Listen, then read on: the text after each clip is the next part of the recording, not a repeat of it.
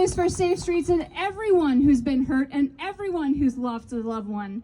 It has been so painful, so difficult, trying to process, watching them punch down on vulnerable people while we grapple with our anguish and our grief and our chronic pain. It's not okay to govern a province this way.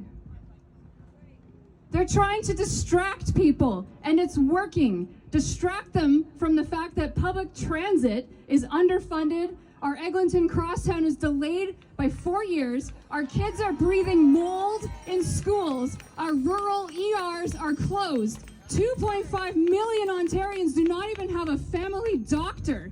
They're throwing out a distraction. So we have to keep our eyes on the prize and make sure our province does the things that are their job instead of trying to get innocent, loved people killed in a play to their voter base.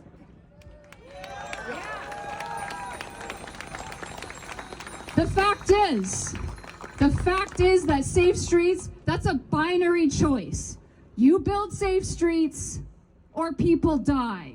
You have to pick one. There isn't a middle ground. We've been trying since the invention of cars to find a middle ground. We've failed using enforcement. We've failed using public education. What works is building safe streets. That's the only thing that works, and it works around the world, and it works here.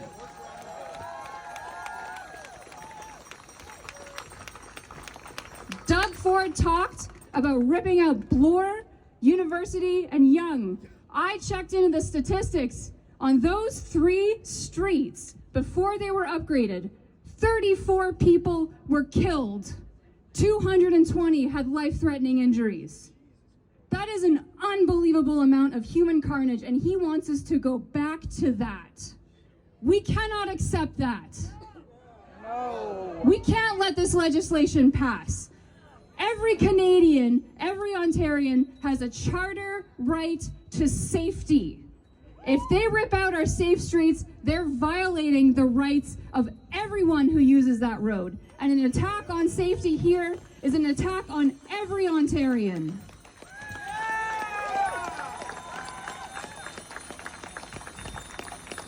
Every municipality is against this legislation. Every expert, whether it's road safety, urbanism, accessibility, environmentalism, equity, medicine, politics, basic geometry.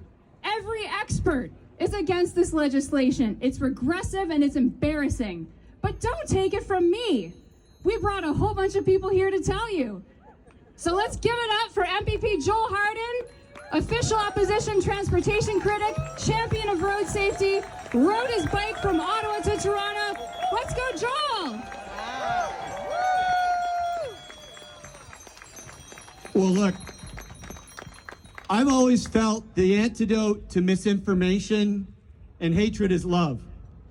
And if that makes me a middle-aged hippie who rides a bike, so be it. But I just want to also acknowledge you have political representatives from all the opposition caucuses here. I'm very proud to be here. I see Patilla Karpache, Jessica Bell, MPP Sarah Jama. I see Mary Margaret. Help me out. Triple M. Thank you. It's my end of day haziness, Mary Margaret. I'm sorry. I see my. So you can call me Triple M. Whoa, that's another story. You can call me. Saving lives instead of saving time. Safe streets!